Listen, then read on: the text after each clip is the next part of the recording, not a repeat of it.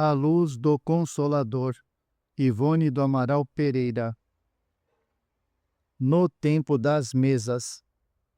A um adepto da doutrina espírita, nunca será fastidioso o relato de legítimo fenômeno em que se verificou a comunicação de um desencarnado com os homens.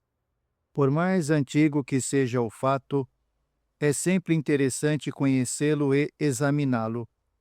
Quanto mais antigo, mais curioso e atraente, porque poderemos comprovar que, em todos os tempos, os espíritos procuraram manifestar-se aos homens, provando-lhes não apenas a existência depois da morte, mas também a conservação da própria individualidade. Com a inteligência, o sentimento, a cultura e as tendências que lhes caracterizaram a personalidade terrena e, em todos os tempos, eles disseram e ensinaram o mesmo que hoje. Dizem e ensinam, o que demonstra a realidade dos ensinamentos que transmitem. Quem se permite examinar as obras clássicas do Espiritismo, não só adquire conhecimentos sólidos sobre a magna doutrina dos Espíritos, como também aprecia e como que acompanha as eruditas experiências dos investigadores que conseguiram positivar as variadas manifestações espíritas, rejubilando-se com a vitória da verdade, que a ciência experimental provou. Tais elucubrações advieram às nossas observações quando relíamos uma bela página do volume O Fenômeno Espírita de Gabriel Delany. No capítulo 3 da segunda parte dessa erudita obra, justamente no que trata de mediunidades diversas, o eminente investigador espírita cita belo fenômeno mediúnico intelectual obtido com o auxílio de uma mesinha de 3 pés nos primórdios das manifestações espíritas ostensivas. Replicará o leitor modernista que fenômenos espíritas obtidos por intermédio de mesas foram ultrapassados pelos fenômenos mediúnicos do século XX, quando tantas sensacionais manifestações avultam em nossa presença. Temos de convir, porém, que um fenômeno de qualquer natureza jamais será desatualizado e, além disso, não sabemos se todas as sensacionais manifestações da atualidade trazem realmente o caráter verídico e cientificamente comprovado que traziam aquelas a que nos reportamos. E, por isso, continuaremos a admirar as relatadas nos compêndios clássicos, que nos servem de padrão e lição, as quais resistiram a todas as minúcias dos exames de rigorosos investigadores.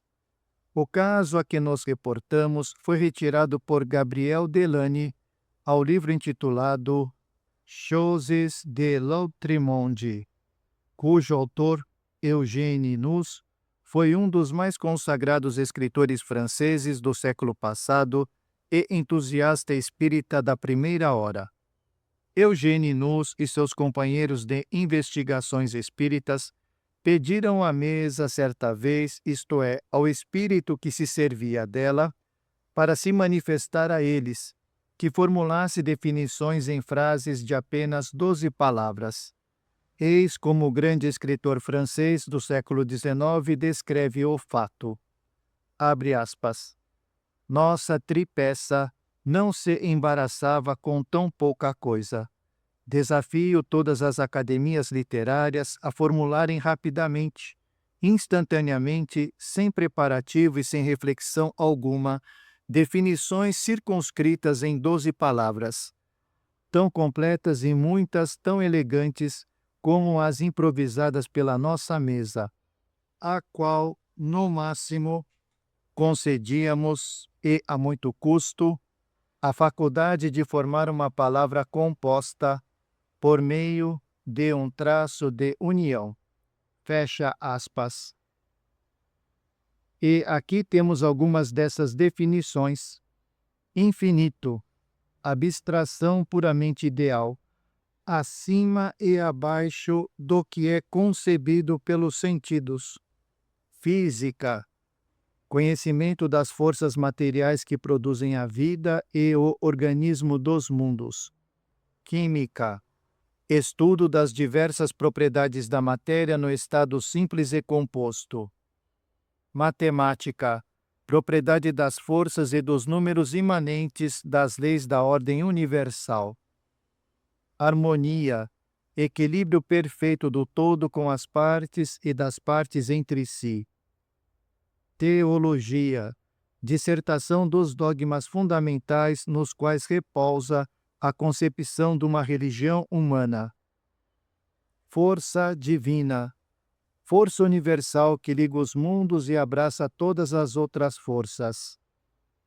Coração, espontaneidade do sentimento nos nossos atos, nas ideias e em sua expressão.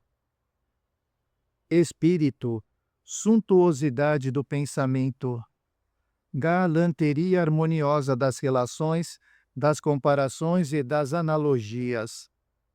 Imaginação, fonte dos desejos, idealização do real, por um justo sentimento de belo. Muitas outras definições foram citadas no Choses de Lautrémonde, mas não era possível reproduzi-las todas em outra obra. A mesa, porém, ditava também música com a mesma rapidez e erudição, anunciando previamente, abre aspas, de quantas notas se compunha a melodia, quase sempre 32, seu número favorito para a frase musical, assim como de 12 para a frase falada. Uma pancada significava dó, 2 ré, 3 mi, 4 fá, e assim por diante. Fecha aspas. Além disso, abre aspas, dividia os compassos, designando uma após outra a quantidade de notas que cada compasso devia conter. Feito isto, dava-nos o valor da semibreve, da colcheia e, sucessivamente, o valor de cada nota que indicava, marcando o compasso com o pé da tripeça sobre o soalho. Fecha aspas. E não era só. Dava também os acidentes da música, o tom e, finalmente, o título da peça.